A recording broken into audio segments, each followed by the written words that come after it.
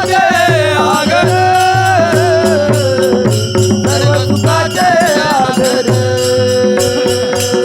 सर्व सुखाचे आगर सर्व सुखाचे आगर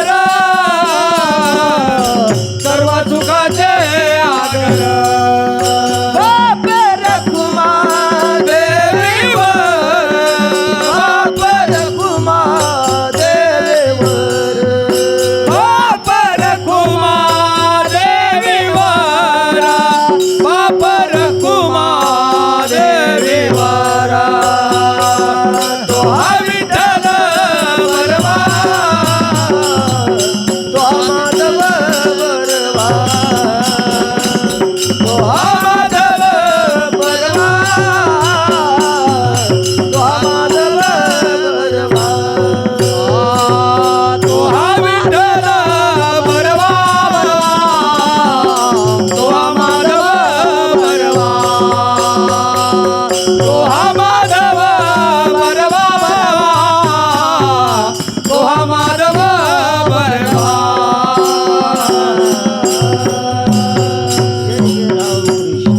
जय जय राम कृष्ण हरे जय राम कृष्ण जय जय राम कृष्ण हरे जय राम कृष्ण जय जय राम कृष्ण जय जय राम कृष्ण जय जय राम कृष्ण जय जय राम कृष्ण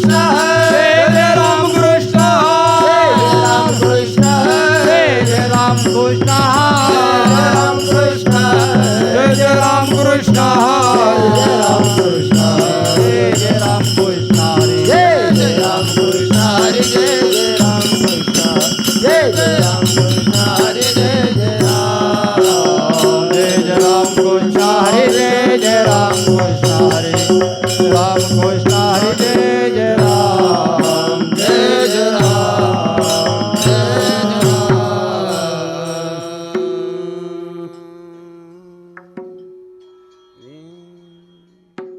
धन्य ते आरण रत्नाची ते खान धन्य ते आरण रत्नाची खान ते आरण रत्नाची ते खान ते आरण रत्नाची खान जन्मला निधान सावता तो जन्मला निधान सावता तो जन्मला निधान सावता तो धन्य ते आरण रत्नाची खान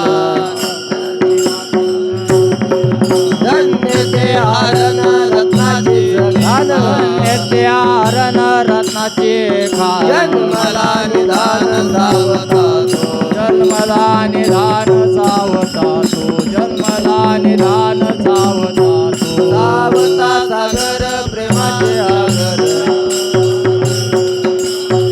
सावता सागर प्रेमाचे आगर सावता सागर प्रेमाचे आगर अवतार माळ्या घरी तिला अवतार माळ्या घरी तिला अवतार माळ्या घरी धन्यत्याची माता धन्यत्याची माता धन्यत्याचा पिता धन्यत्याची माता धन्यत्याची माता धन्यत्याचा पिता आठविला दाता त्रिलोक्याचा आठविला दाता त्रिलोक्याचा आठविला दाता त्रिलोक्याचा सावता सागर प्रेमाचे आगर सावता सागर प्रेमाचे आगर सावता सागर प्रेमाचे आगर सावता सागर प्रेमाचे आगर तिला अवतार माळ्या घरी तिला अवतार माळ्या घरी तिला अवतार माळ्या घरी नाम म्हणे त्यांचा जन्म सफल झाला नाम म्हणे त्यांचा जन्म सफल झाला नाम म्हणे त्यांचा जन्म सफल झाला म्हणे त्यांचा जन्म सफल झाला वंश उधळीला माळ्याचा वंश उधळीला माळ्याचा वंश उधळीला माळ्याचा सावता सागर प्रेमाचे आगर सावता सागर प्रेमाचे आगर सावता सागर प्रेमाचे आगर सावता सागर प्रेमाचे आगर अवतार माळ्या घरी तिला अवतार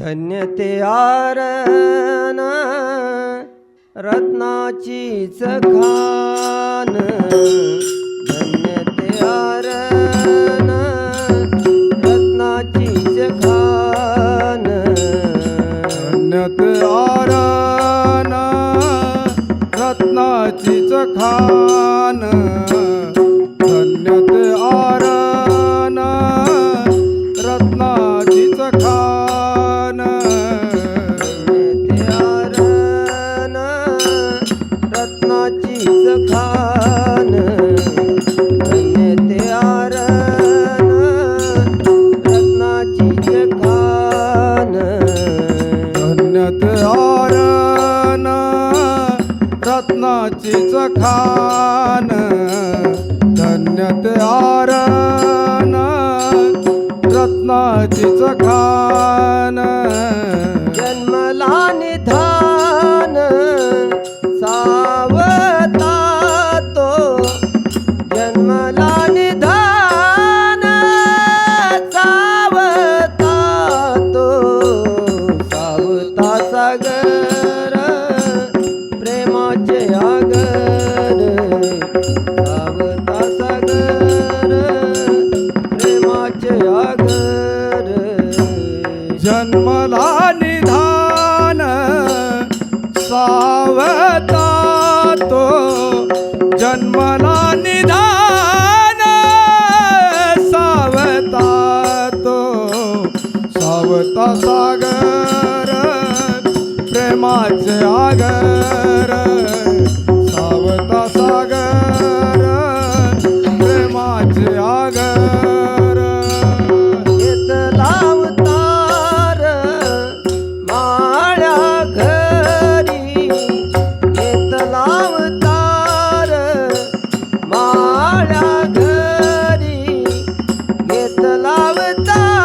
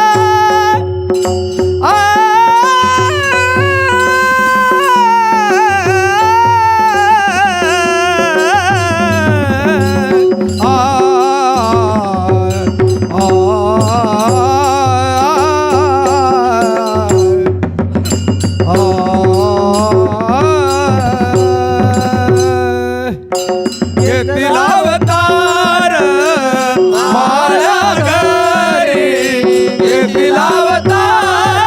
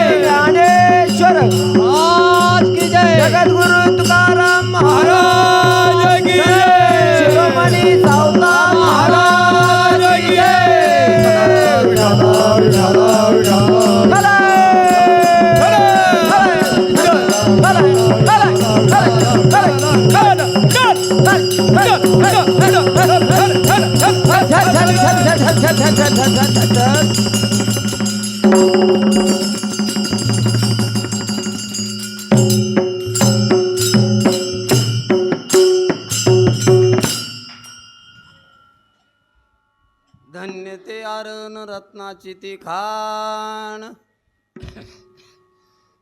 जन्मला निधान सावता तो सावता सागर प्रेमाचे आगर घेतीला अवतार माळ्या घरी धन्य त्याची माता धन्य त्याचा पिता धन्य त्याची माता धन्य त्याचा पिता साठविला दाता त्रैलोक्याचा सावता सागर प्रेमाचे आगर घेतीला अवतार माळ्या घरी नामामुळे त्यांचा जन्म सफल झाला नामामुळे त्यांचा जन्म सफल झाला वंश उद्धरिला माळियाचा सावता सागर प्रेमाचे आगर घेतीला अवतार माळ्या घरी विठ्ठला विठ्ठला विठ्ठला विठ्ठला विठ्ठला विठ्ठला विठ्ठला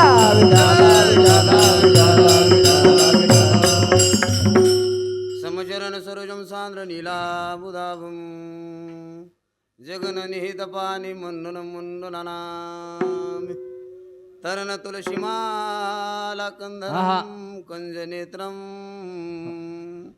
सदेदवलहासं विठ्ठलं पांडुरंग कारू प्रथम नमन पांडुरंग कारू प्रथम नमन पांडुरंग कारू प्रथम नमन पांडुरंग कारू प्रथम नमन पांडुरंग कारू प्रथम नमन पांडुरंग कारू प्रथम नमन पांडुरंग कारू प्रथम नमन पांडुरंग कारू प्रथम नमन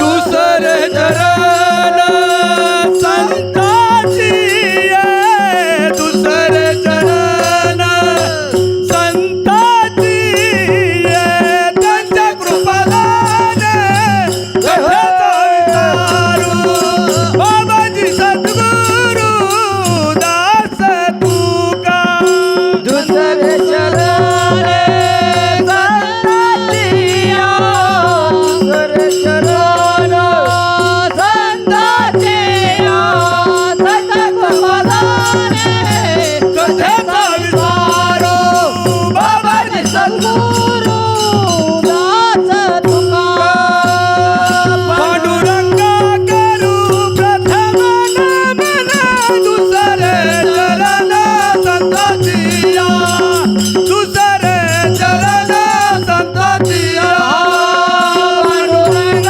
करा प्रथम नमन दुसरे चरण संताचिया दुसरे चरण संताचिया संताचिया जोरात टाळी वाजवायची बघा वाजवा पांडुरंगा गुरु प्रथम नमन दुसरे चरण संतांजिया त्यांच्या कृपादाने कथेचा विस्तार बाबाजी सद्गुरु दास तुका नमो सद्गुरु तुकया ज्ञानदीपा नमो सद्गुरु सच्चिदानंद रूपा नमो सद्गुरु भक्त कल्याण मूर्ती नमो सद्गुरु भास्कराय पूर्ण कीर्ती धन्य ते आरण रत्नाची आखाण जन्मला निधान सावता तो सावता सागर प्रेमाचे आगर घेतीला अवतार माळ्या घरी प्रस्तुत प्राप्त प्रसंगी प्राप्त स्थळी कीर्तनरूपी सेवेकरिता निवडलेला अभंग हा पंढरीश पांडुरंग परमात्म्याचे असणारे लढीवाळ भक्त अखंड ज्याला देवाचा शेजार होता ते आमचे संत श्रेष्ठ नामदेव राय या नामदेवरायांचा 4 चरणाचा सावता बाबांचं यथार्थ वर्णन करणारा अभंग आहे. विठ्ठल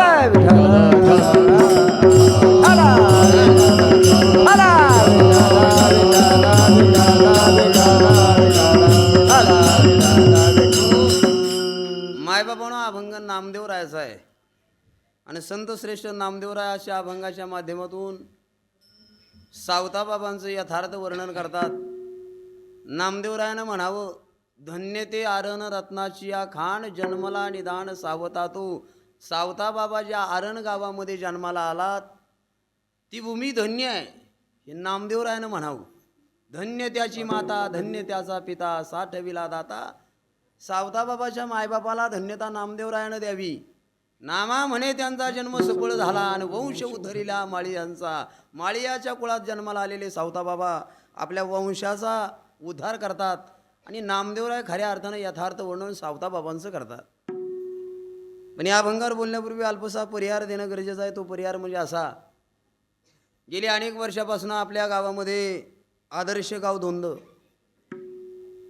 या पुण्यभूमीमध्ये पुढे सरा तुम्ही बरं का, सगळं सरा पुढे सरा जराशी मला म्हणलं सरा पुढे सावता बाबाची पुण्यतिथी घ्या तुम्ही, सरा सरा पुढे जाऊन घ्या. कालचा दिवस म्हणजे संत श्रेष्ठ नामदेवरायाची पुण्यतिथी आणि आज संत सावता बाबाची पुण्यतिथी. या अनुषंगानं गेल्या अनेक वर्षापासून आपल्या या दोंदे गावामध्ये सावता बाबाची पुण्यतिथीचा कार्यक्रम साजरा होत आहे. गेली 2-4 वर्षे कीर्तन करण्याचं भाग्य माझ्या वाट्याला आहे. तुम्ही सर्व भाविक श्रोतेजन मोठ्या श्रद्धेनं आणि निष्ठेनं सावता बाबांसाठी पुण्यतिथी साजरी करता. आपल्याला सगळ्यांना सावता बाबाबद्दलचा अभिमान आहे. सावता बाबानं आपल्या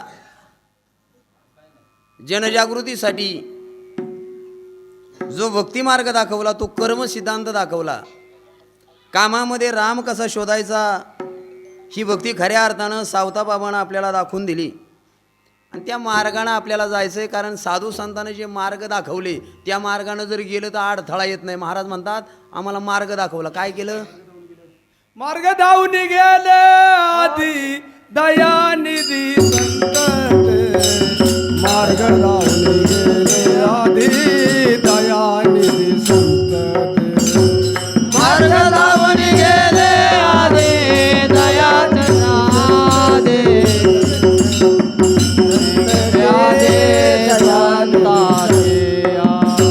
देण्याची पद्धत चालू जाता न पडे गुंत कोठे काही, देण्याचे पंथ चालू जाता न पडले कोठे काही.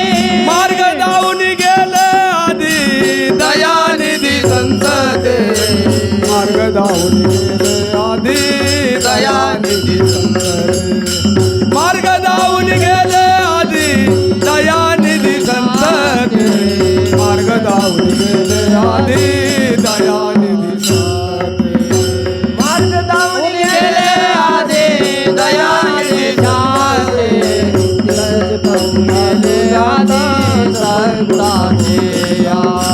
मार्ग धावून गेले आधी दयाचे जाते, गेले आधी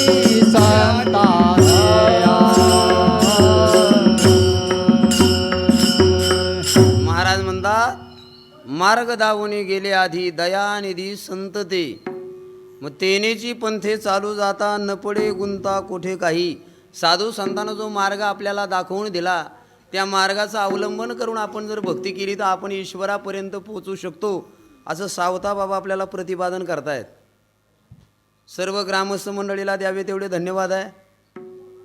गेल्या अनेक वर्षापासून असणारी आपली परंपरा आणि गावामध्ये धार्मिक आणि सांस्कृतिक कार्यक्रम जोपासण्याचं काम आपण करता. ही परंपरा अविरत चालू राहावी अशी सावता बाबाच्या चरणी प्रार्थना करूया. अभंगाच्या दिशेनं प्रवास करू. 1 तास आपल्याकडे शिल्लक आहे. नामदेवराय वर्णन करणार आहेत आणि ते वर्णन आहे सावता बाबांचं. एका संतांचं केलेलं वर्णन. जगामध्ये वर्णन करणारी माणसं अनेक भेटतात. काही वर्णनांमध्ये अतिशयोक्तीचा अलंकार आहे. अतिशयोक्ती म्हणजे असलेल्या कर्तृत्वापेक्षा जास्तीचं वर्णन करणं, याला काय म्हणायचं? अतिशयोक्ती. आणि असं कधी घडतं माहिती आहे का? ज्या वेळेला समोरचा माणूस अधिकारी नसेल त्याला पुरुषाची अधिकार कळणार. पण इथं दोघाचा आहे अधिकार बघा. नाही तर सासूनं जावयाचं वर्णन केलं त्याच्यात काय तथ्य राहतं. आ महाराज राहू द्या आता. छान आहे ते. काय झालं पकवाद आहे पांढरी 3ला. सगळ्यांना सवय काळी 2ची आहे का नाही म्हणून खालीवर. तर पकवाद नसल्यामुळं तो लागत नाही काळी 2ला. म्हणून आमच्या आवाजाकडे सगळ्यांना लक्ष द्या. गोड आहे वातावरण. वर्णन करणारे नामदेवराय ज्यांचं केलं ते सावता बाबा दोन्ही अधिकार संपन्न व्यक्ती म्हणून कीर्तनाला अर्थ आहे. नाही तर यथार्थ वर्णन त्यालाच म्हणतात ज्या वेळेला जे खरं राहतं. पण सासूनं जावयाचं वर्णन केलेलं कधी खरं आहे का नाही माऊलन. आमच्या गावातली एक बाई माणूस ती म्हणली महाराज माझा जावई ना 12-12 तास गाडीच्या खालीच उतरत नाही म्हणली. काय म्हणली 12-12 तास गाडीच्या खाली उतराय त्याला वेळच नाही. मग आपल्या सगळ्याला वाटलं असन जावई किती मोठा असन 12 तास तो रोज गाडीत राहतो. 40 लाखाची गाडी म्हणली गाडीच्या खालीच उतरत नाही. खरं पाहिलं तर तुझा खरंच उतरत नव्हता. पण कारण असं होतं तो त्या गाडीचा ड्रायव्हर होता. हे वर्णन खरं आहे का. हे अतिशयोक्ती. हां आई सुद्धा लेकराचं वर्णन करते. बघले बा आई सुद्धा लेकराचं वर्णन करते पण वास्तव नसतं. आईनं बाजाराहून यावं बाजाराचं गठोडं तिच्या डोक्यावर असावं वाट्यावर पोरगं खेळावं. ऐका बरं का दिवसभर पोरापासून बाजूला आलेली आई मातीची याची ती अवघी त्या लेकरा का तिचा जीव वाटेहून जवळ आली. घराच्या जवळूनच पाहिलं तर लेकरू वाट्या होतं. 4-5 बायका तिच्यासोबत होत्या. ऐ ते पोर लांबूनच पाहता आपली आई आली. पण पोरगा असं होतं दिवसा बॅटरी लावायची गरज होती. नाकाला गंगा यमुना चालल्या होत्या. असं पोरगर आता पोर देवानं दिले. पोरगा असं रांगत होतं पण ती बाई तिच्या 4-5 बायका सोबत होत्या आणि तिनं ते बाळ पाहिलं आणि म्हणली बाई ए ठुकू बघ ना माझा वाघ कसा बसलाय म्हणली. काय म्हणली वाघ कसा बसला. आता वाघाच्या तोंड गंगा यमुना माशा गोंग करतात. म्हणजे आहे का वास्तविक अतिशोक्ती. प्रेमापोटी काही वर्णनं अतिशोक्तीने केली जातात पण संत कधी अतिशोक्ती अलंकारात बोलले नाही. हे वर्णन करणारे नामदेवराय. काय नामदेवरायचा अधिकार वर्णन करणारा अधिकारी असावा. इथून सुरुवात करू आपण. नामदेवरायचा अधिकार जर आपण पाहिला तर हा जगाचा बाप पण नरीश पांडुरंग परमात्मा कोणाच्याच हातून जेवला नाही पण नामदेवाच्या हातून. बडव्यानं नामदेवरायला मला वाटतं कीर्तनाला आडकाठी केली ती औंढ्या नागनाथाला. कीर्तन करणारा म्हणले पूजेची वेळ झाली कीर्तन पाठीमागच्या बाजूला करा. नामदेवाचं कीर्तन जर देवळाच्या मागं चालू झालं तर देव देवळाचा दरवाजाच फिरत होता. काय केलं होतं महाराज फिरविले देऊळ जगा माझी ख्याती नाम दे देऊळ जगा माझी ख्याती नाम देवाती दूध प्याला नाम देवाती दूध प्याला फिरविले जगा माझी ख्याती जगा माझी ख्याती नाम देवाती दूध प्याला नाम देवाती दूध प्याला फिरविले देऊळ जगा माझी ख्याती फिरविले देऊळ जगा माझी ख्याती फिरविले देऊळ जगा माझी ख्याती नाम देवाते दूध प्याला नाम देवाते दूध प्याला फिरविले देऊळ जगा माझी ख्याती जगा माझी ख्याती नाम देवाते दूध प्याला नाम देवाते दूध प्याला. वा आता वाजवा ना टाळी. आता किती स्वरात म्हणले स्वरात झालं बरं का. जगात ख्याती केली नामदेवरायानं. कोण्या साधू संतांना देऊळ नाही फिरवता आलं पण नामदेवासाठी देवानं काय केले फिरविले देऊळ जगा माझी ख्याती नामदेवा हाती दूध प्याला. नामदेवाच्या हातून दूध प्यायचा आपल्या सगळ्याला माहिती आहे नैवेद्य खाल्याचा प्रसंग मी सांगणार नाही.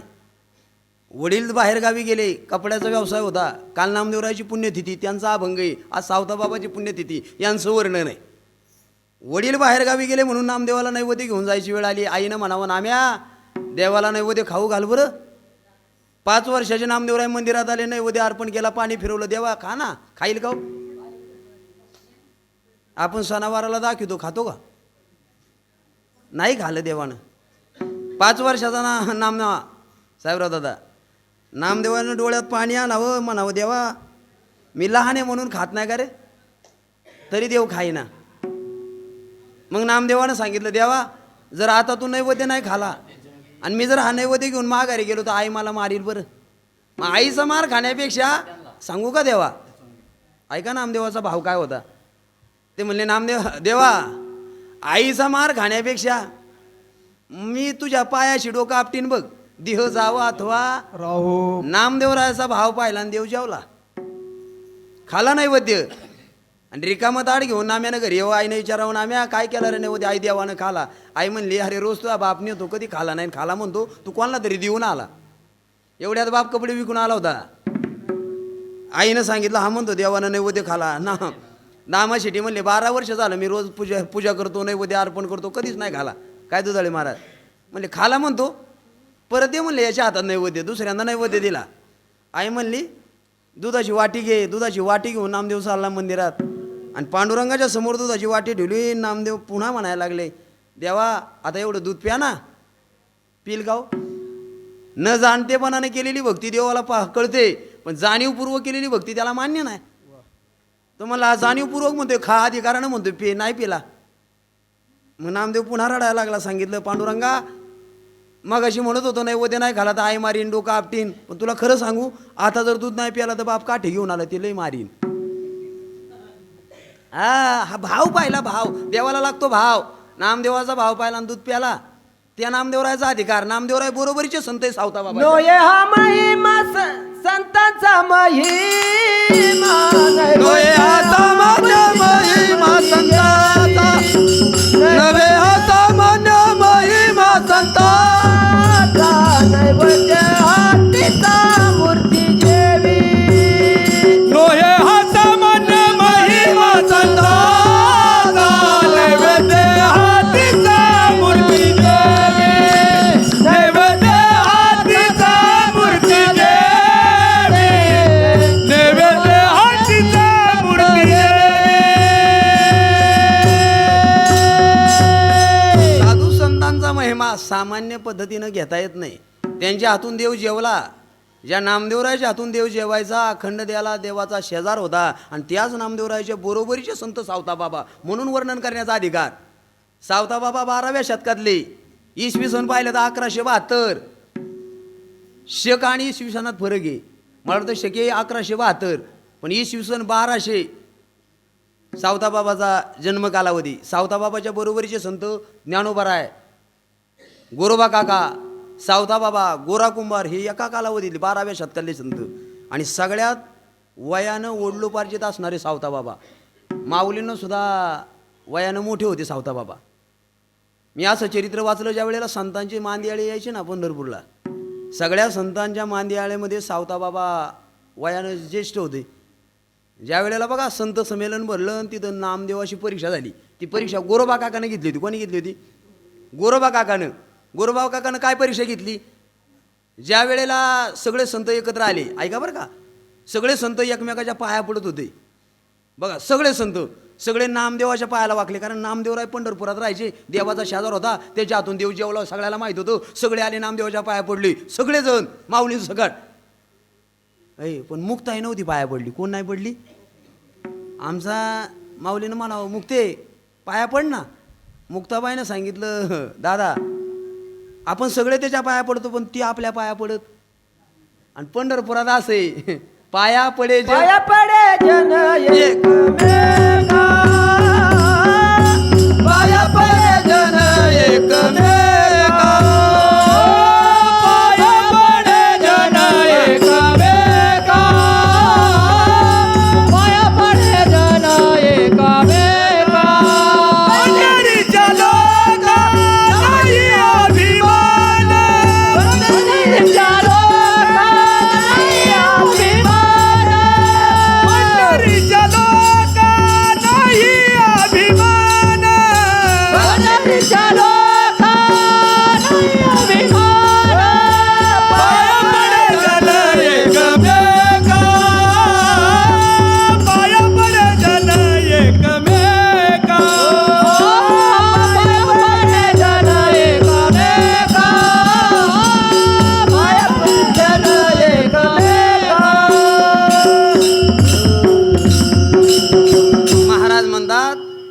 बाकीच्या लोकांनाही अभिमान, तिथं अभिमान धरून जमत नाही. पाया पडे जन एकमेकाने एकमेकाच्या पाया पडायचा असतो. सगळे संत नामदेवाच्या पायाला वागले, ती कोणाच्याच पायाला वागत नव्हते. आमची मुक्ती म्हणली मी नाही घ्यायची दर्शन. हा, आणि मुक्ताबाईनं दर्शन घेतलं ना याचा अहंकार झाला नामदेवाला, लक्षात येतं का?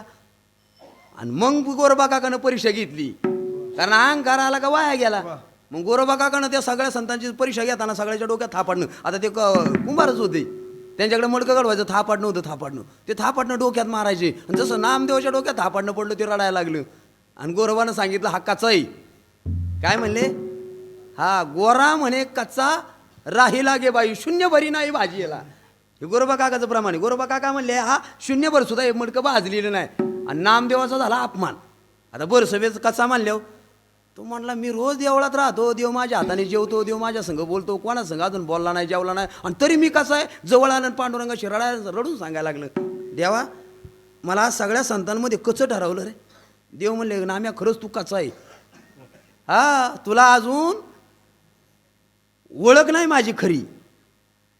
ते म्हटले देवा कसं शक्य आहे, रोज माझ्या हातून जेवतो. देव म्हणले आपण परीक्षा पाहू, मी कोण्या तरी रूपातीन तो आम्हाला ओळखून दाखवायचं. असं ठरलं कोणाचं. हा, आता आपल्याकडे वेळ कमी आहे, पण ज्या वेळेला पहिलं परीक्षा देवानं ठरवली नामदेवाची घ्यायची, हा त्या चंद्रभागेच्या वाळवंटात नामदेवरायाला सांगितलं होतं मी कोण्या रूपातील माहिती नाही, फक्त तुला माझी ओळख नाही, अजून सार्थ ओळख नाही, याच्यासाठी तुला गुरु करावा लागेल. हा, गुरु नव्हता ना तोपर्यंत, म्हणून कचा आहे. मग ठरलं.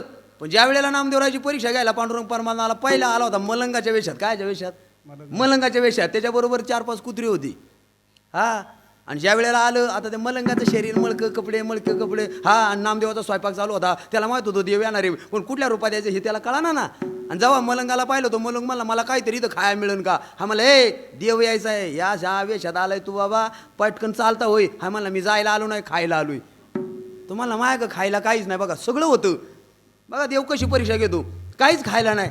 तर मला नसू देतो या का खायला, माझ्या घराच्या कालच्या भाकरी आहेत मला शिळ्या, ते शिळे कुरतडे काढले ताटलीत. अतुल महाराज शिळे तुकडे काढले ताटलीत, पण मला याला भाजी मिळेल का? नव्हती भाजी. नाम्या म्हणला माझ्याकडे काही शिल्लक नाही. मग यानं काय केलं, याच्याबरोबर 4-5 कुत्री होती. एका कुत्रीला आवाज दिला आणि कुत्रीला बोलावलं आणि कुत्रीचं दूध काढलं. कोणी? आणि ओतलं त्या शिळ्या तुकड्यात. वाचा तुम्ही नामदेवाचं चरित्र. शिळ्या तुकड्यामध्ये ते दूध टाकलं आणि रपरप खायला लागलं. नाम्या तुला खायचं का? खाईन काय नामदेव. आणि हे परीक्षा पाहायला सावताबाबा सोबत होते. हा माझा मुद्दा आहे, म्हणून नामदेव सावताबाबाचं वर्णन असं आहे. ते सावताबाबा परीक्षा पाहायला होते, सावताबाबा पळत गेले आणि त्याला प्रसाद म्हणून खाला. नामदेव म्हणलं तुला वेळ लागले. दिवस मावळला, देव आलाच नाही, हे मलंग निघून गेला. आणि संध्याकाळी नामदेव पांडुरंगाच्या मंदिरात आले. देवा तू येईन म्हणला होता, मी स्वयंपाक करून तयार, तू आलाच नाही. म्हणला मी आलो होतो, तुला कळालोच नाही. पहिली परीक्षा झाली नाम्याची. कचा ठरला कचा. देवा आता तरी मी तुला ओळखीन, तू परत ये. देवानं दुसरी परीक्षा खंडूशेठ ठरवली. आणि ज्यावेळेला दुसऱ्या वेळेला निघाला ना देव, तेव्हा पठाणाच्या वेशात निघाला. पठाण घोड्यावर बसलेला शमशेर, अशा वेशात आला. याला नाही कळला. असे फार प्रसंग आहे त्यांच्या जीवनातले. पठाणाच्या वेशातला आलेला देव सुद्धा त्याला कळाला नाही. मधुकरी न देता दावाडला. पुन्हा नामदेवाने विचारलं देवा तू आलाच नाही. मला मी आलो होतो पठाणाच्या वेशात. तिसरी परीक्षा आहे का, आता वेळ नाही आपल्या ग. तिसऱ्या वेळेला नामदेवानं असं विचार ठरवला, अरे कोणत्या वेशात येतं, आता कुणी आलं तरी जीव घालायचं. पण देव आला तिसऱ्यांदा घिसाड्याच्या वेशात. एकटा नाही आला, रुक्मिणीला घेऊन आला. आणि तेव्हा सुद्धा त्यांच्याबरोबर कोंबड्यानं कुत्री नाशी गाई सगळंच होतं. आणि जेव्हा तिथं आला म्हणला नाम्या काय मिळेल का, म्हणला मी देवासाठी स्वयंपाक करतो, तुमच्यासाठी नाही मिळणार. मला इथं जेवायचं. लागलं जेवायला, पण जेवताना त्यानं स्वयंपाक करायला सुरुवात केली घिसाड्यानं. आणि त्या रुक्मिणी यायचा. आता घिसाड्याच्या रूपात जशी चूल पेटावली आई, ती म्हणली भाजी काय करायची, भाजीलाच काय नाही. हा म्हणला ते कुत्रं काप. काय म्हणला, कापलं कुत्रं. ती म्हणली पुरण का, तो मला पुरायचं नाही, कढई भर कर. तर तू देव आहे बघा. ती म्हणली कमी पाडा ते, मला हे पोरग काप. ते नाम्याला म्हणलं. नामदेवाला वाटलं मला कापीन, तिथून पळालं नामदेव. हा, पुन्हा संध्याकाळी मंदिरात आलं. देवा तू आलाच नाही. अरे म्हणला तुझ्या मागं कोण पळत होतं. परीक्षा आहे, सावताबाबा साक्षीदार आहेत बरं का याला सावताबाबा. आणि मग चौथ्यांदा नामदेवाची परीक्षा ठरली. नामदेवराय तू सगळ्याला माहिती रोट्या बनवत होते, रोट्या. देव यायचा आहे. आणि देव श्वानाच्या रूपात आले. कायच्या रूपात आले? श्वानाच्या रूपात देव आले परीक्षा घ्यायला. आणि श्वानाच्या रूपात आली. जशी नामदेव रोटी भाजत होता, टोपल्या टाकलेल्या 2 रोट्या होत्या. कुत्र्या श्वानाच्या रूपातल्या देवाने त्या तोंडात आल्या आणि पळाला. पण नामदेवरांना आता मात्र ओळखला होता. म्हणला कोरड्या रोट्या का खातो, तूप घेऊन मागे लागला होता. नामा लागे श्वानाच्या पाठी. हा ही परीक्षा, पण परीक्षा केव्हा? मध्ये त्याला गुरु करावा लागला. सावता बाबानं सांगितलं तुला गुरु करावा लागेल, तुला औंढ्या नागनाथाला जावं लागेल. आणि नामदेवराव औंढ्या नागनाथाला आले. तिथं विसोबा नावाचे खेचर होते, वयस्कर माणूस होता, भगवान शंकराची पूजा करणारा. आपले पाय पिंडीवर ठेवून झोपला होता. कसे ठेवले होते बघा, पूर्ण साक्षात्कार ज्याला झाला त्याला सगळीकडेच देव, हे विश्वाचे माझे घर. त्याचे पाय पिंडीवर होते दुकानदार दादा, आणि पाय पिंडीवर ठेवून विसोबा झोपले होते. म्हणले ज्याला गुरु करायला पाठवलं त्याचं डोकं ठिकाणावं. तिथूनच माघारी फिरले. माघारी फिरल्यावर त्याला आवाज दिला विसोबानं, ए नाम्या कशाला आला होता? मला गुरु करायला आलो होतं, पण ज्याच्या का गुरु करायला आलो त्याचं डोकं ठिकाणावं दिसत नाही. म्हणलं झालं काय? अरे म्हणला तुला देव आणि धर्म कळत नाही, देवाच्या बोकांडी पाय ठेवलं झोपलाय. हा विसोबा म्हणला बाबा मी वयस्कर झालोय, माझे पाय मलाच उचलत नाही, तू या शक्ती आली तर तेवढे पाय उचलून बाजूला ठेव ना. आणि ज्या वेळेला हा पाय उचलाय गेला, जिथं विसोबाचे पाय टिकून तिथं शंकर निघायची, पिंड निघायची. आणि मग याला कळालं याने पिंडीवर पाय नाही ठेवलं, देवानी ज्याचे पाय डोक्यावर धरले. मग गुरु केला. नामा म्हणे खेचर पायी ओळखी झाली सर्वाठाई. नामदेवरायासारखा गुरु केला, सावता बाबा सारखे संत मिळाले, म्हणून जगाची ओळख झाली. आणि हा सावता बाबा ज्या गावात जन्माला आला, नामदेवरायाचं जीवन त्यानं घडवलं, म्हणून नामदेवरायानं त्यांच्या जीवनाची परीक्षा पाहिली आणि धन्यता दिली अभंगाच्या पहिल्या चरणात. धन्य ते आरण रत्नाची खान, धन्य ते आरण रत्नाची खान. बोला धन्य ते आरण रत्नाची खान, धन्य ते आरण रत्नाची खान.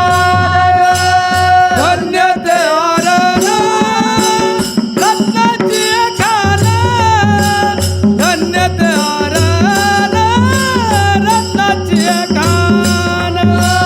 धन्य ते आरण रत्नाची खान, धन्य ते आरण रत्नाची खान. जन्मला निदान सावधान, जन्मला निदान सावधान. जन्मला निदान मला निदान सावधान. सावता सागर प्रेमाच्या गर, सावता सागर प्रेमाच्या गर, सावता सागर प्रेमाच्या गर, सावता सागर प्रेमाच्या गर. सावता सागर प्रेमाचे आगर, सावता सागर प्रेमाचे आगर, सावता सागर प्रेमाच्या गर, सावता सागर प्रेमाचे आगर. सावता सागर प्रेमाच्या गर.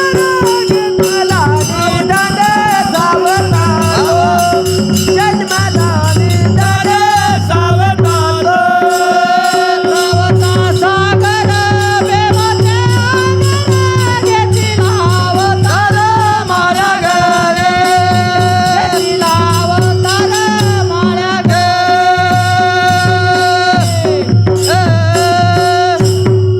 वा वा वा. 12वी बिडवायचे म्हणल्यावर चावरे कामाचे नाही, जोगटे चांगलं लागत आहे. एकनाथ दादाने रेटलं का नाही, हे लय महत्वाचं आहे. हा, गोड असं सगळे गावातल्या गावात असा आनंदी आनंद, असाच कार्यक्रम बारकाय ना ऐका. तुकाराम नामदेवरायानं सावता बाबाला धन्यता दिली गावाला. म्हणजे असा महात्मा ज्या गावात जन्माला आला, धन्य ते आरण, त्या गावाला धन्यता आहे. आपल्या गावात सुद्धा एक फार मोठं व्यक्तिमत्व जन्माला आलं, गणपत बाबा शितोळे. आम्ही महाराष्ट्रभर कीर्तन करतो ना तानाजी दादा. रात्री मी सैन्य कवठ्याला कार्यक्रमाला होतो. म्हणलं मला सकाळी 2 द्यायला कार्यक्रम येते. म्हणले ते 2 देकर बाबा आहेत का हो? मी आज कुठे नाव निघालं. म्हणून आपलं गाव धन्य आहे.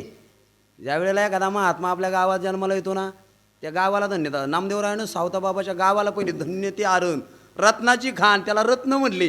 हा, लोक आता आमच्या घरी आले ना तानाजी दादा, आमचं घर पाहिलं, आमच्या आईबापाला म्हणत्या लय मोठा हिरा जन्माला घातला तुम्ही. तर मला माहिती आहे मी कायचा हिरा.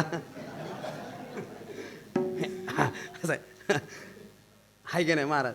तसं ते नामदेवराय म्हणले रत्नाची खाणी.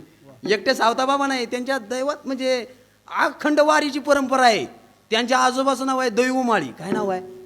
दैवमाळी. आणि ते खरं लातूर जिल्ह्यामध्ये औसा गाव आहे त्यांचं. पण त्यावेळी यवनांची स्वारी आली म्हणून दादा, यवन आली आणि परकीयाची सत्ता आल्याच्यामुळं तिथं नसतानाबूत घराणं झालं. म्हणजे रातची मारामार झाली, बऱ्याच लोकांना मारलं गेलं आणि त्यावेळेला त्यांनी ते गाव सोडले.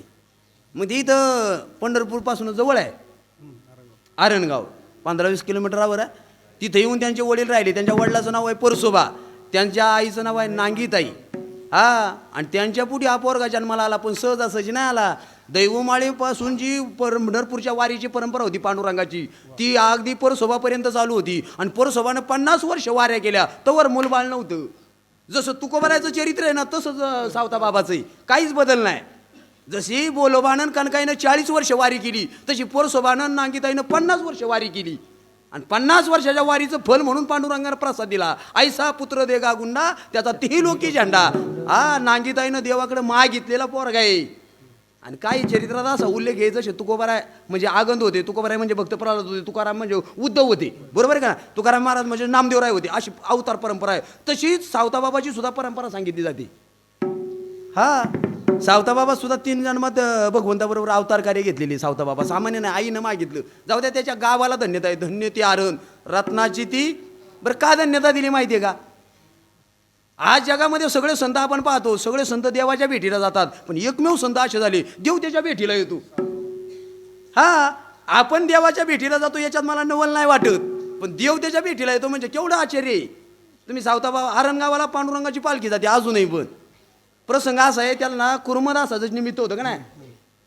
कुर्मदासाला भेटायला जायचं होतं पांडुरंगाला. कोण कुर्मदास? पैठण क्षेत्रामध्ये, बरं का, पैठण क्षेत्रामध्ये जन्माला आलेला भानुदास महाराजाच्या वंश परंपरेत. पण हा कुर्मदास अगदी 2 मिनटं आपण पाहू डोळ्यासमोर आणा. कुर्मदास जन्माला आला, बिचाऱ्याला हातही नव्हते पाय नव्हते, ओंडक्यासारखं शरीर. म्हणजे माय मावल्यानं पोरग कसंही असू दे, आई काय करते हो त्याच्यावर? प्रेम करते. बघा किती अशी अपंग असणारी पोरं, एखादा अवयव छिन्नविच्छिन्न असणारी पोरं कोण्या आईला जन्माला येऊ द्या, आई प्रेमच करते. ती आई आहे, जिनं वाढवला, जिनं कळ सुचली, त्याला त्याची कळवळा राहतो. बाबा त्याला ओंडक्यासारखं शरीर, हातही नव्हते पाय नव्हते, पण आईनं 20 वर्षाचा कुर्मदास केला. बसलेली माणसं 20 वर्ष. आणि 20 वर्षाचा कुर्मदास एके दिवशी आई त्याला चमच्यानं भरीत होती. आणि एवढ्यात गावात दिंडी चालली होती पंढरपूरला, आणि कीर्तन चालू झालं. आणि त्या कीर्तनाचा रामकृष्णारी स्वर त्याच्या कानावर आला. तो जेवण करत होता, त्यानं रामकृष्णारी शब्द ऐकला. आणि तो म्हणतो कसा, आई गावात कीर्तन चालू झाले, जायचं का ग कीर्तनाला? कोण म्हणतो? हा, हात होते का त्याला? पाय होते का? मग त्याला काहीच नव्हतं, पण ते कीर्तन ऐकायची इच्छा होती. आपल्याला सगळं दिले, बरीच घरी येत अजून. फरक आहे का नाही? ती आई म्हणली, कुर्मा तुला वेड लागलं का रे? ज्याचं कीर्तन ऐकायचं म्हणतो त्यानं तुला हात दिले नाही, पाय दिले नाही, त्याचं कीर्तन ऐकायचं म्हणतो त्या देवाचं. तो कुर्मदासानं उत्तर दिलं, आई त्यानं हाताने पाय नाही दिले, पण पायला डोळे तर दिले. डोळे तुम्ही घ्या रे सुख पहा विठोबाचे मुख, चांगले डोळे, त्याला पाहिलं तरी पाहिजे. आई त्यानं मला चांगले कान दिले, ऐकायला ते येतं ना, ते त्यानेच दिले, मला ऐकायचंय. पोराचा हट्ट म्हणून आईनं साडीत बांधला. मावल्यानं ऐका बरं का, हात आणि पाय नसलेला कुर्मदास अर्ध्या साडीत बांधला, पाठीशी घातला आणि विशीवर आणला. विशीवर आणल्यावर कीर्तनकाराच्या जवळ कुर्मदास गेले. आईला घरी काम होतं, आई माघारी गेली, पण कुर्मदास पाय सोडले. कुर्मदास जागेवर नाही थांबले. कुर्मदासानं सरपडत कीर्तनकाराच्या पायाजवळ यायचा प्रयत्न केला. म्हणून कधी कीर्तन प्रवचन ऐकताना ना पुढं आलं बाई. हा, लोक काही का म्हणा नाही, मागून आलं आणि पुढं चाललं. आहे का नाही रे? म्हणा, पण ज्याला आवड आहे तो येतोच बा. हा, ते कुर्मदास मागून सोडलं, पण सरपटत आलं. आता कीर्तनकारातच लक्ष त्याच्याकडे गेलं, चालता येत नव्हतं, सरपटत चालले, अख्खं लक्षच गेलं ना. बघा, आणि ज्याला हात आणि पाय नाही त्याच्याकडे पाहिलं, आणि कीर्तनकार होते भानुदास महाराज, त्यानं अभंग गायला. ज्याला हात नाही, ज्याला पाय नाही, बघा त्या आंधळ्या पांगळ्याचा कोण आहे म्हणे? आंधळ्या पांगळ्याचा एक विठोबा दाता, आंधळ्या पांगळ्याचा एक विठोबा दाता, विश्वतोची तोय सर्व जाणता, सर्वदा विठोले होय दादा घडी मोडी येला मात्र पाप पुण्य संचिता.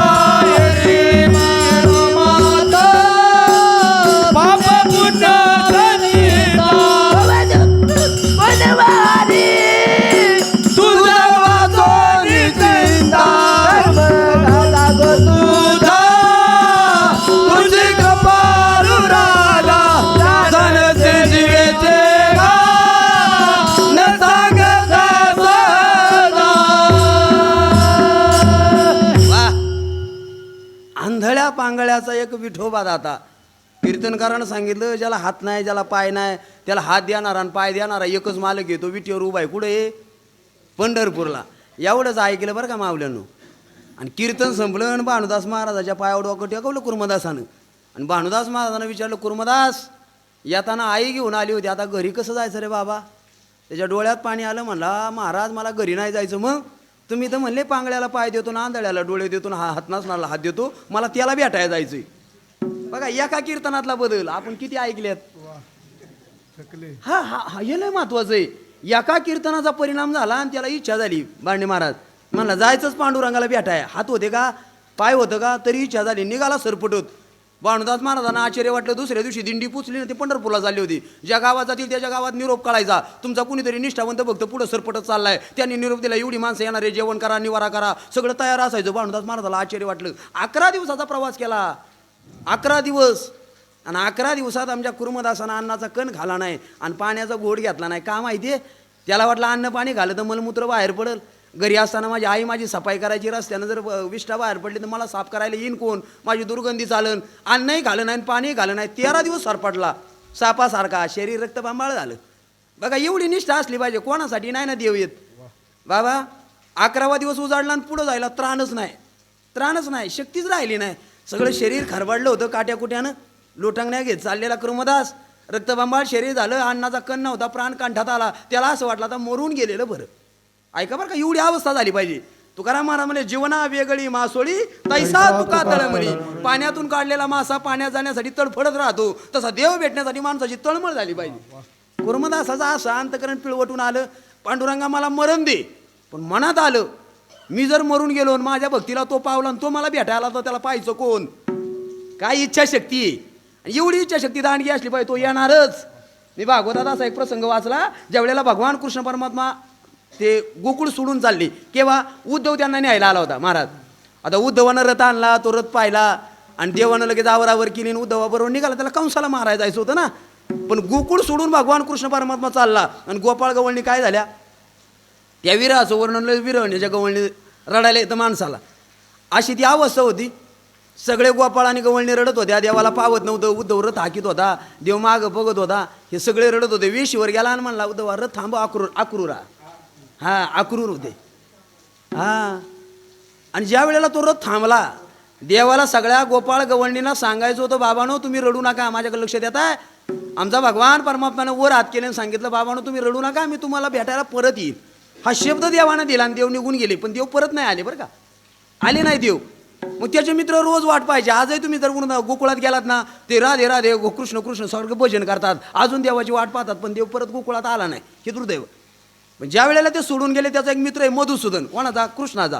पेंद्या वाकड्या बोबड्या श्रीदाम्या सुदाम्या मधुमंगल. त्या मधुमंगलानं विचार केला, मला जाताना माझा मित्र कृष्ण म्हणला मी परत येईन, पण तो येत नाही. आणि तो येत नाही तर म्हणला मला जागायचं नाही. काय इच्छा असेल हो, केवढं प्रेम असेल देवावर. म्हणला मला जागायचंच नाही.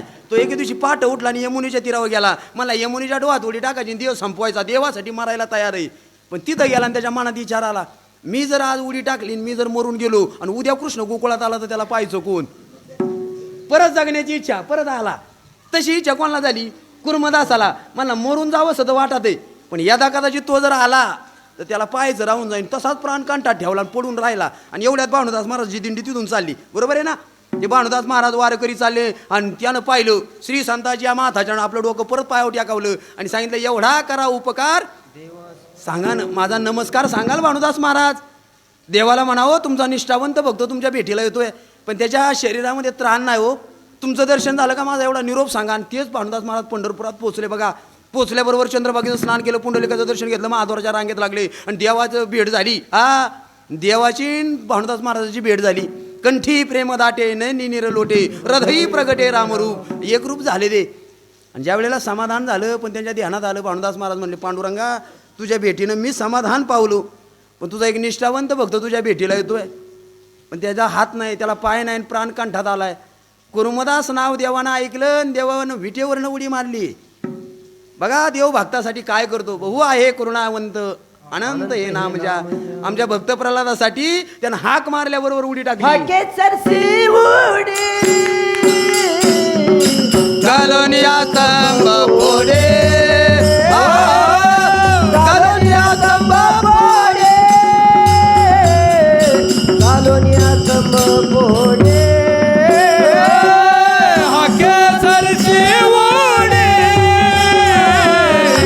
कालोनिया संभ फोडे हो, कालोनिया संभ फोडे, कालोनिया संभ फोडे. वा, भक्तासाठी एवढा धाव घेतो. हाक मारल्याबरोबर खांबातून प्रगट झाला होता. त्या भक्त प्रल्हादासाठी नरशाला मातीत घातला होता. हाक मारल्याबरोबर हत्तीसाठी आला. गजेंद्राचा धावा तो केला माऊली. गजेंद्रानं नुसतं हा काय लक्ष्मी थी काय गजराज. हाती शब्द लक्ष्मीला सांगताना हा लक्ष्मीनं ऐकला, ती म्हणे तोवर पोचला होता. तसा याचा धावा कुर्मदास नाव ऐकलं आणि विटेवरनं विडी मारली निघाला. रुक्मिणी, पंढरपुरात आलेला वारकरी तुला सांभाळायचा मी निघालो. आणि जगाचा बाप कुर्मदासाच्या जवळ येतो. येताना एकटा नाही आला, नामदेवरायाला ज्ञानोबरायाला घेऊन आला होता. लपंडावाचा खेळ चालू होता. तो प्रसंग तुम्ही वाचा. ज्या वेळेला कुर्मदासाला मांडीवर घेतलं देवानं आणि त्या रक्तबांबाळ कुर्मदासाच्या अंगातले खडे काटे देवानं काढले. देव रडत होता. मी म्हणतो भक्तानं देवासाठी रडलं याच्यात आश्चर्य नाही. भक्तासाठी देव रडला, अनेकासाठी तो रडलाय. आणि ज्यावेळेला देवाच्या डोळ्यात पाणी आलं, डोळ्यातलं पाणी गालावर पडत होतं. कुर्मदासाच्या मांडीवर होता कुर्मदास. देवानं शेल्यानं त्याचं रक्तबंबाळ झालेलं शरीर पुसून काढलं. देवाचा स्पर्श झाल्यावर थांबल्या यात ना. देवाचा स्पर्श झाला का थांबतं बरं सगळं. का करायचा देवाच्या पायाला स्पर्श याचं कारण सांगतो. पंढरपुरात गेल्याच्यानंतर बडवे लोक, पुजारी लोक आपल्याला लोटतात, थापड मारतात, तरी आमचा वारकरी वाकून दर्शन घेतो. काय घेतो माहिती आहे तुम्ही? मी लहान होतो, मी विचार करायचा बाबा लोक एवढे तिरस्कार करतात, लुटून देतात, आणि तरी वारकरी का निष्ठेनं दर्शन घेतो. याचं कारण आहे का? आता जर देवाच्या पायाला हात लागला तर परिणाम काय होतो? मी असं चरित्र वाचलं. भगवान कृष्ण जन्माला आला होता आणि आल्याबरोबर आपल्या आईला म्हणला, आई मला इथं गोकुळात राहायचं नाही, नंदाच्या घराला मजनी. हा, आईला सांगितल्याबरोबर ती आई म्हणली वसुदेवाला, मालक हे बाळ म्हणते त्याला इथं राहायचं, सुरक्षित झालं, गोकुळात न्यायचंय. वसुदेवाच्या डोळ्यात पाणी आलं. ऐकावर का प्रसंग? त्याच्या डोळ्यात पाणी आलं का? म्हणला तो म्हणतोय मला गोकुळात घेऊन चल, पण माझ्या हातात बेड्या आहे, मी याला उचलायचा कसा? कोणाला प्रश्न पडला? सदाशिव दादा, देवाला प्रश्न पडला. माझ्या हात अशा बेड्या बांधल्या होतात, मला हातापायात बेड्या ना, म्हणतो मला घेऊन चल, मी उचलायचा कसा? बेड्या सकट हात देवाला लावला. बारकाईनं ऐका रे, देवाला पहिला स्पर्श झाला वसुदेवाचा, हातात बेड्या होत्या. पण जसा देव उचलला कमळापती, पायीची बंधने गळती, आपोआप बेड्या तुटल्या शृंखला. अरे देवाला स्पर्श झाला तर बेड्या तुटल्या होत्या. तुम्ही जर पांडुरंगाला स्पर्श कराल, तुमच्या संसाराच्या मोहमाच्या बेड्या तुटून जातात. म्हणून स्पर्श करायचा. संसाराला विसर पडतो माणसाला, एवढं सुख आहे त्याचा स्पर्श झाला. कुर्मदासाच्या यातना थांबल्या. कुर्मदासाला देवानं म्हणावं, कुर्मदास माझ्यासाठी 11 दिवस उपवास केला, रक्तबंबाळ शरीर करून घेतलं, प्राण कंठात आलाय, तुला काय पाहिजे? चांगलं शरीर देऊ, हात देऊ, तू हातच मागा. काय मागाय चालला होता? पण देवाला पाहिल्यावर विसरला बरं का. ही देवाची राम म्हणला का काम जातो माणसाचा, संसार विसरून जातो देव पाहिल्यावर. जनाबाईनं पाहिला होता, दादा साठवला घर नाही आठवलं, बाबा तुम्ही जामाला नाही यायचं म्हणली. हे परिणाम आहेत. जसं कुर्मदासानं देव पाहिला, त्याचं सगळं भाव विसरला. ते हातपाय नको म्हणला, मला देवा तुला आठवतं का? जसं आता मला काहीतरी माग म्हणतो, तसं तुला राम अवतारा तुझी सीता रावणानं नेलती. कोणी नेलती? हा, आणि त्या रावणाला त्या जटायू काकानं अडवला होता. आणि जेव्हा जटायूनं सर पण पुढे या ना. हा कुर्मदास देवाला उत्तर देतोय. काय अधिकार देवाच्या कुर्मदासाच्या गप्पा आहे द्या. हे चरित्र वाचताना माणसाला रडा येतं. हा कुर्मदास म्हणला, देवा राम अवतारा तुझी सीता रावणानं चालवली, ती जटायू काकानं पाहिली. जटायूला वाटलं कोणातरी स्त्रीवर अन्याय होतोय, जटायू आडवा झाला. नंतर त्याला कळालं हा लंकेचा राजा रावण येतो, मला ऐकायचा नाही, तो काडी मात्र, मी त्याच्या पुढं काडी मात्र नाही. पण दुसऱ्यावर झालेला अन्यायाच्या विरुद्ध लढा द्यायचं काम जटायूनं केलं. शेवटी जटायूचं रावणाचं युद्ध झालं. काका रामा ऐक ना, देवा जटायूचं रावणाचं युद्ध झालं. त्याच्या रावणानं विचारलं, जटायू तुझं मरण कशात आहे? बघतो खरं बोलतो. हा जटायू म्हणला माझं मरण पंखात आहे. मग जटायूनं विचारलं, रावणा तुझं मरण कशात आहे? तो म्हणला डाव्या पायाच्या अंगठ्यात आहे. ते खोटं बोललं. आणि खोटं बोललेलंच तारा तो रावण खोटं बोललं होतं. जटायूला मारावं लागलं. बघा तुम्ही शास्त्र काय सांगतं, बार काय नाही का? आता त्यावेळेला तो म्हणला मरण डाव्या पायाच्या अंगठ्यात येतो. जटायू काय सामान्य नव्हता. गगन भरारी घेतली, अशी डाव्या पायाची चुचीनं अंगठा फोडला. त्याला वाटलं अंगठा फोडला का रावण मरणार. पण जसा चोचूला खाली वाकला पाय फोडाया, तसे जटायूचे पंख रावणाच्या हातात आले. कृपण नावाचं हत्यार काढलं आणि जटायूचे पंखच काढले. वेळ आली, सत्यावर वेळ येते. ऐका बरं का, सत्य वागून वेळ आली. कधी कधी चांगलं वागून सुद्धा वाईट आहे. हा खरं बोलला आणि वेळ त्याच्यावर आली, रक्तबंबाळ झाला. आणि मग त्याला भेटाय सीतेच्या शोधार्थ राम चालला आणि तो जटायू त्यानं पाहिला. बघा बरं का, हा कुर्मदास म्हणले जसं मला उचलून घेतले तसं जटाईला तो उचलून घेतलं होतं. जसं आता मला म्हणतो तुला हात देऊ का, तुला पाय देऊ का, जटाईला म्हणत होतं तुला पंख देऊ का. त्या जटाईनं उत्तर दिलं होतं, रामा तू जर मला आता पंख दिले तर परत मी जंगलात फिरेल, एक नाही तुझ्या कधी शिकारी येईल, त्या शिकाऱ्याच्या बाणानं मला मरावं लागेल. रामा खरं सांगू का तुला, अरे शिकाऱ्याच्या हातून मरण्यापेक्षा आज तुझ्या मांडीवर मरण येते, जे भाग्य तुझ्या बापाला मिळालं नाही. राजा दशरथाला तू वनात गेला, तुझा बाप मरण पावला, मांडी द्या एकही पोरगा नव्हता. आज त्या रामाची मांडी आहे मला, जे भाग्य तुझ्या बापाला मिळालं नाही ते भाग्य माझ्या वाट्याला येते. अरे शिकाऱ्याच्या हातून मरण्यापेक्षा तुझ्या मांडीवर मरण येते, याच्यापेक्षा भाग्य काय, मला मरण दे. कुर्मदासाचा उद्धार केला आणि मग सावता बाबाकडे देव निघालाय. ऐकता तुम्ही प्रसंग, असा प्रसंग आहे हा. त्या कुर्मदासाचा उद्धार झाला, त्याची प्राणज्योत निघाली आणि देवाच्या शरीरामध्ये विलीन होते. आणि मग तो लपंडावाचा खेळ करता करता सावता बाबाच्या मळ्यात येतात. सावता मळा खुरपीत होता. तर सावताच्या मळ्याचं वर्णन काय करायचं माहिती आहे का, ते ब्रह्म साक्षात्कारी होते. नामदेवरायाला शिकवण कोणी दिली, सावता बाबांनी. सर्वाभूती पाहे एक वासुदेव, प्रत्येक चराचरामध्ये आमचा भगवान आहे. कुठल्या रूपात आला नामदेवाला ओळखत होता का, पण सावता बाबांना प्रत्येक वेळेला ओळखला. म्हणून त्याने त्यांच्या शेती करताना सुद्धा, त्या शेतीत सुद्धा त्याने कांदा मुळा भाजीत काय पाहिला होता, कांदा मुळा भाजी, कांदा मुळा भाजी, कांदा मुळा भाजी, कांदा मुळा भाजी, अवघी मिठाई माझी, अवघी मिठाई माझी, अवघी मिठाई माझी, अवघी मिठाई माझी. कांदा मुळा भाजी, अवघी मुळा भाजी, कांदा मुळा भाजी, कांदा मुळा भाजी, अवघी मिठाई माझी, अवघी मिठाई माझी, अवघी मिठाई माझी, अवघी मिठाई माझी. लसूण मिरची कोथिंबीर, लसूण मिरची कोथिंबीर, अवघा झाला माझा हरी, अवघा झाला माझा हरी. कांदा मुळा भाजी, कांदा मुळा भाजी, कांदा मुळा भाजी, कांदा मुळा भाजी, अवघी मिठाई माझी, अवघी मिठाई माझी, अवघी मिठाई माझी, अवघी मिठाई माझी.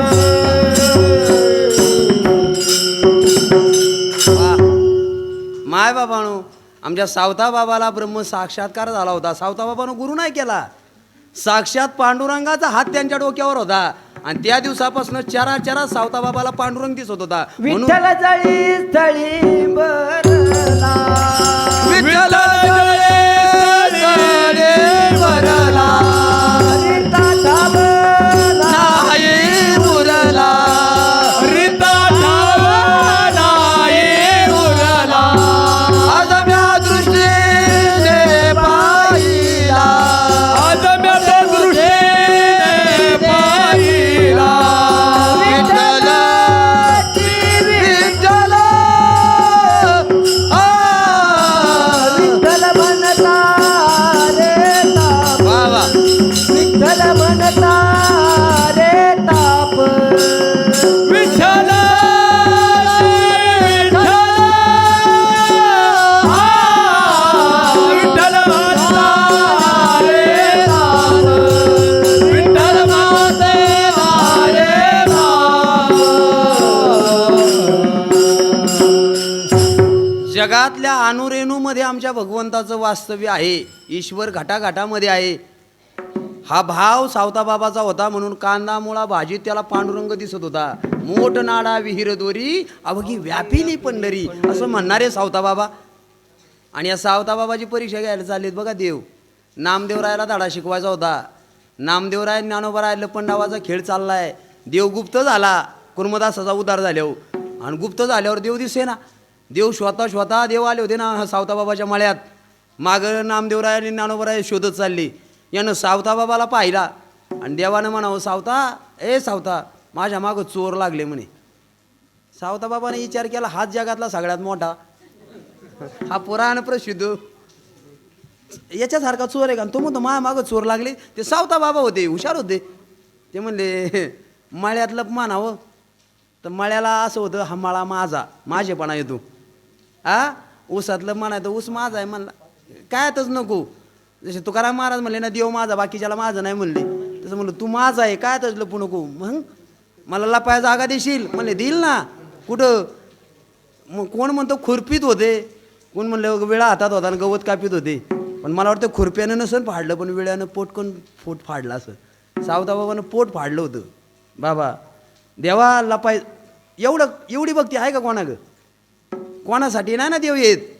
एवढं प्रेम होतं तुझ्या मागं. जर चोर लागले असते ना, तुला जर चोराची भीती असत ना, मी लपितो ना, छातीच फाडली आणि देवाला हात घातला. पण देव आहे असा हुशार, थोडासा शियाला बाहेर ठेवला. ते करणारा देवच आहे. आणि ज्या वेळेला नामदेवराय आणि ज्ञानोबाराय शोधत आले, देवाला शोधायला ज्ञान नाही लागत, ज्ञानानं शोधता येतो, पण त्याला धरायलासाठी भक्ती लागते. ज्ञानोबरायकडे ज्ञान आहे, ज्ञानोबरायनं शाला पाहिला, पण ज्ञानोबरायनं नाही बाहेर काढला, नामदेवानं शाला धरला. त्याच्यासाठी भक्ती महत्वाची आहे. आणि मग बाहेर काढला, मग त्याची परीक्षा झाली बघा. आणि नामदेवरायनं स्वतः साक्षात्कार पाहिला का सावताबाबानं देवहृदयात साठवला. बरोबर आहे का नाही? मग एवढं प्रेमाचं आगर असणारा सावताबाबा, म्हणून वर्णन या अभंगाच्या दुसऱ्या चरणात. सावता सागर प्रेमाचे आगर, सावता सागर प्रेमाचे आगर, सावता सागर प्रेमाचे आगर, सावता सागर प्रेमाचे आगर. घेतला अवतार माझ्या घरी, घेतला अवतार माझ्या घरी, सावता सागर प्रेमाचे आगर, सावता सागर प्रेमाचे आगर. घेतला अवतार माझ्या घरी, घेतला अवतार माझ्या घरी, सावता सागर प्रेमाचे आगर, सावता सागर प्रेमाचे आगर, सावता सागर प्रेमाचे आगर. घेतला अवतार माझ्या घरी, अवतार माझ्या घरी, सावता सागर प्रेमाचे आगर. घेतला अवतार माझ्या घरी, घेतला अवतार माझ्या घरी. माझ्या घरी, माझ्या घरी. माय बाबानो, नामदेवराय म्हणतात सावता सागर प्रेमाचा आगर. सावता बाबाचं हृदय हे प्रेमाचं आगर होतं आणि ते सागरासारखं विशाल होतं. बघा सागराला जर नद्या मिळाल्या ना, तो सागर विचार करत नाही कोणत्या गावाहून आली का, करतो. आलिया नदी नदाचे संगाट करी वाढ पोट समुद्र जीवी. कुठलीही नदी येऊ दे, आपलं पोट मोठं करतो आणि सामावून येतो. याला म्हणायचं आगर आणि सागर. त्याच्यासाठी विशाल हृदय लात. कोणाच्या हृदयात देव नाही. जनाबाईनं साठवला, साठविला हरी जी. त्यांची सरली येरझार. सावताबाबानं त्याला हृदयात साठवला, येरझार आयुष्याची संपली. आणि एवढे मोठे असणारे सावताबाबा, खऱ्या अर्थानं ज्या आईबापानं त्यांना जन्माला घातलं, त्या मायबापाला नामदेवरायनं धन्यता दिली बघा. धन्य त्याची माता, वा वा. धन्य त्याचा पिता, धन्य त्याची माता, धन्य त्याचा पिता, धन्य त्याची माता, धन्य त्याचा पिता, धन्य त्याची माता, धन्य त्याचा पिता, धन्य त्याची माता, धन्य त्याचा पिता, धन्य त्याची माता, धन्य त्याचा पिता, धन्य त्याची माता, धन्य त्याचा पिता, धन्य त्याची माता, धन्य त्याचा पिता. साठविला दाता त्रैलोक्याचा, साठविला दाता त्रैलोक्याचा, साठविला दाता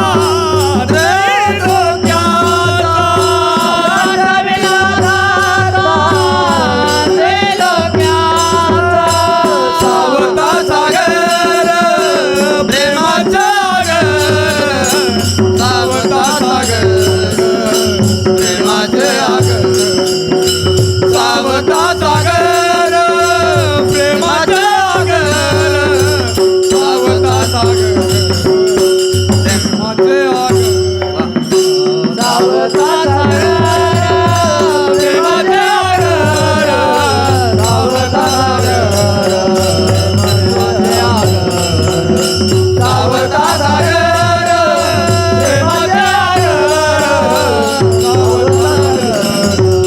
प्रेमाचे आगर वा जगाचा बाप ज्यानं हृदयात साठवला त्या सावता बाबाच्या मायबापाला नामदेवरानं धन्यता दिली. धन्य माता पिता साठविला दाता त्रैलोक्याचा. पण तो त्रैलोक्याचा दाता हृदयात साठवण्यानं सावता बाबानं जो आचरण केलं, कामामध्ये काम काही म्हणा, नामस्मरणाच्या जोरावर देवाला हृदयात साठवला. म्हणून आपण सगळ्यांना एकदा हात खुले करा. आपल्याकडे फक्त 10 मिनिटं आहेत बघा. आणि गेली तासभर ज्या पांडुरंगाचं आपण नामचिंतन ऐकतात त्या पंढरीश पांडुरंग परमात्म्याचं एका तालात मोठ्या प्रेमानं भजन करा. पार खुमाई टाळी टाळ्या. पार खुमाई पार खुमाई पार खुमाई पार खुमाई पार खुमाई विठोबार खुमाई, पार खुमाई विठोबार खुमाई, विठोबार खुमाई विठोबार खुमाई विठोबार खुमाई, विठोबार खुमाई विठोबार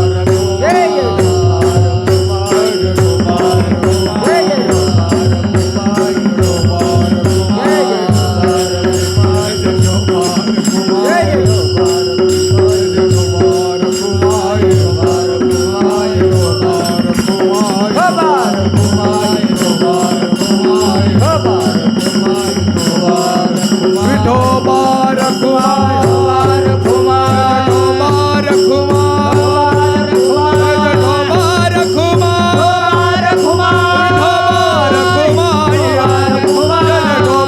खुमाई विठोबार खुमाई विठोबार खुमाई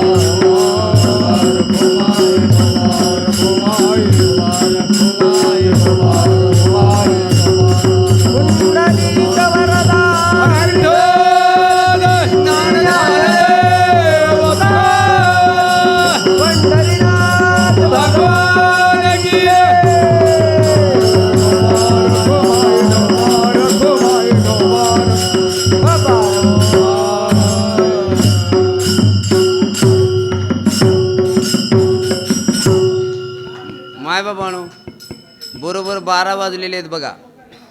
मी तुमचा जास्तीचा वेळ घेणार नाही. अगदी 2 मिनिटामध्ये आपल्याला थांबायचे.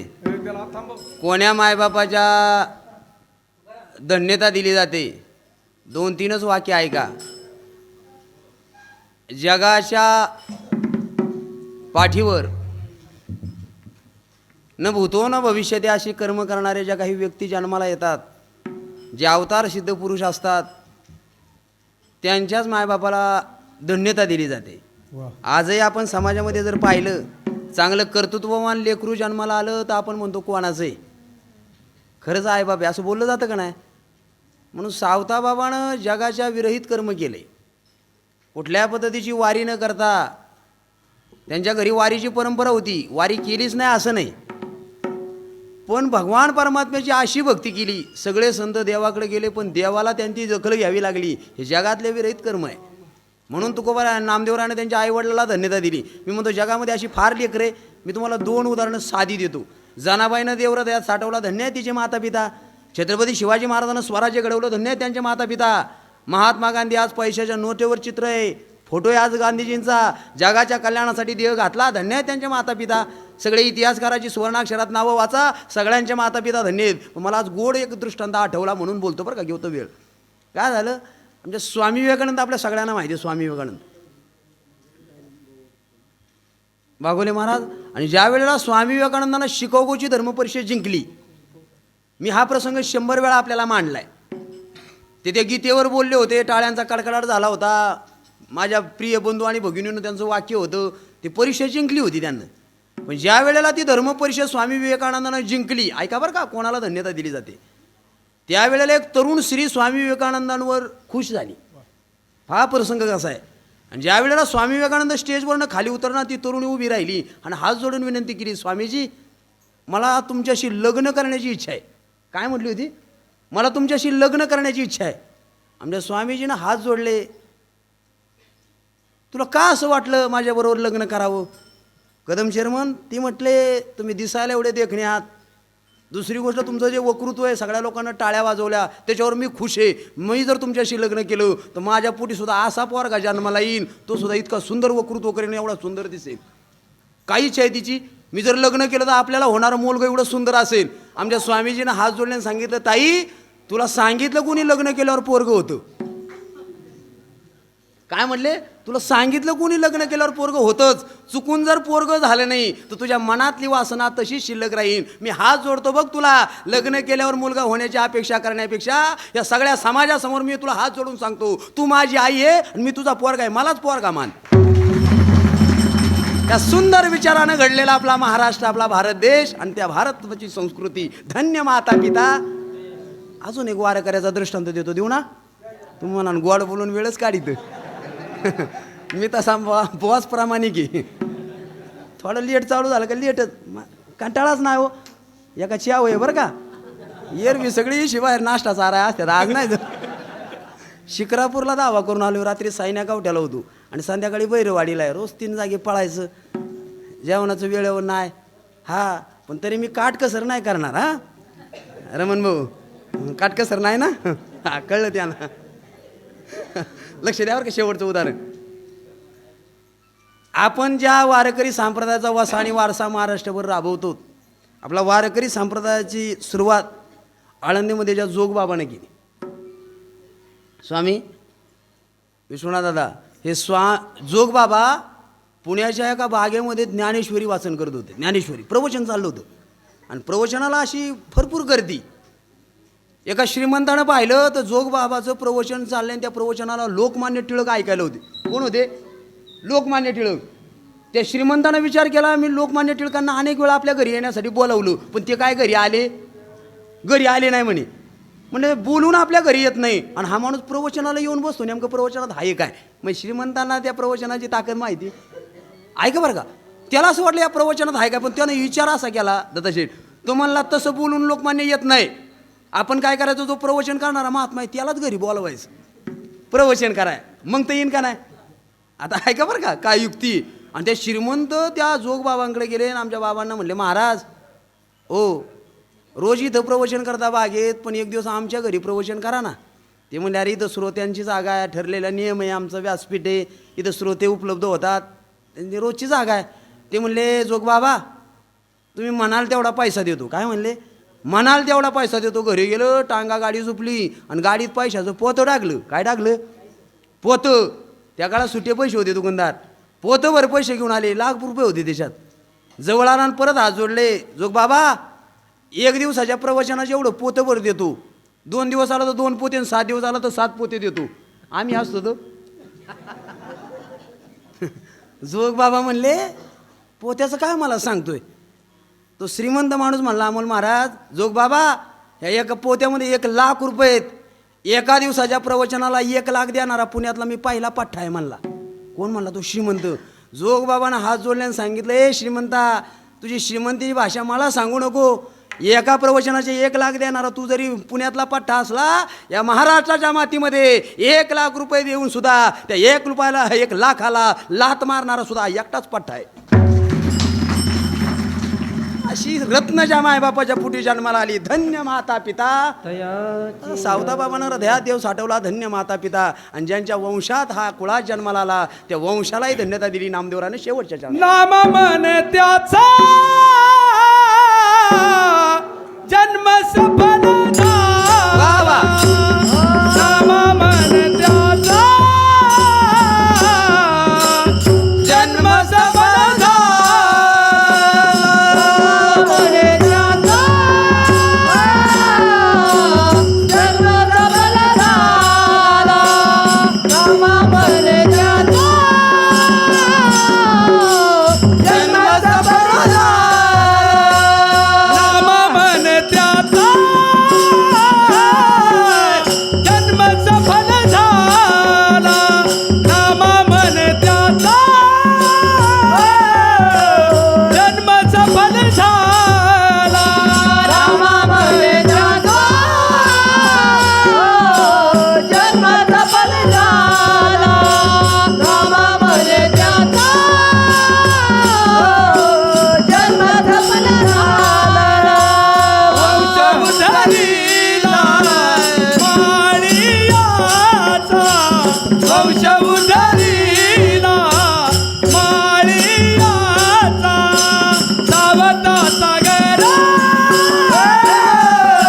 प्रेमाचा घर सावता सागर प्रेमाचा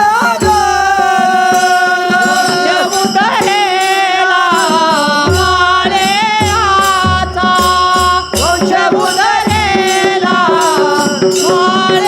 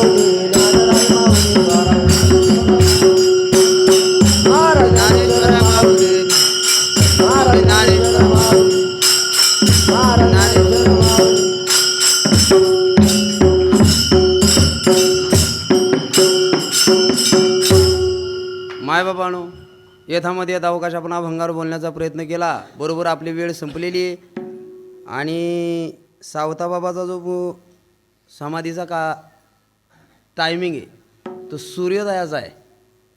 त्याच्यामुळं तसं काय आता आपल्याला सादर करता येणार नाही. आरती होणार आहे का? जय विठ्ठल झाला का आरतीचं ताट तयार असू द्या. सर्व ग्रामस्थाला पुन्हा एकदा धन्यवाद देतो. या कार्यक्रमाचे आयोजक नियोजक सगळे असतील. विनेकरी बाबापासून मृदंगाचार्य आमचे अमोल महाराज कदम, अतिशय गोड साथ त्यांची आपल्याला मिळाली. गायकांमध्ये वाघोले महाराज असतील, अतुल महाराज असतील, दत्ताराणा, विष्णुदादा, सदाशिवदादा मंडलिक असतील. सगळी परिचयाची असणारी मंडळी. रमण म्हणून सगळ्यांच्या नामोल्लेखात वेळ न घालवता पुन्हा एक वाक्य माझं बारकाईनं ऐका. बोलता बोलता एखादा चुकीचा शब्द माझा गेला असला माझा मला परत करा. जे चांगलं माझ्या मुखातून बाहेर पडले ते मात्र प्रत्येकानं आयुष्यभर ध्यानात ठेवा. त्याचं मनन करा, चिंतन करा. सावता बाबा तुम्हाला चांगले आशीर्वाद देतील. आपण सगळे शेतकरी आहोत. सावताने केला मळा, आपला सुद्धा मळा फुलवण्याचं काम त्याच्याच हातात आहे. म्हणून निष्ठेनं श्रद्धेनं तुम्ही सगळे सहभाग घेता. पुन्हा पुन्हा तुम्हाला धन्यवाद देतो आणि झालेल्या सेवेला याच ठिकाणी पूर्ण विराम. जय विठ्ठल जय विठ्ठल जय विठ्ठल जय जय विठ्ठल जय विठ्ठल जय जय विठ्ठल जय विठ्ठल जय जय हा बोले देवा बोले अपराध महाराज तुम्ही तिथं नाही उच्चारिला ते कारण्या अपराध महाराज तुम्ही तिथं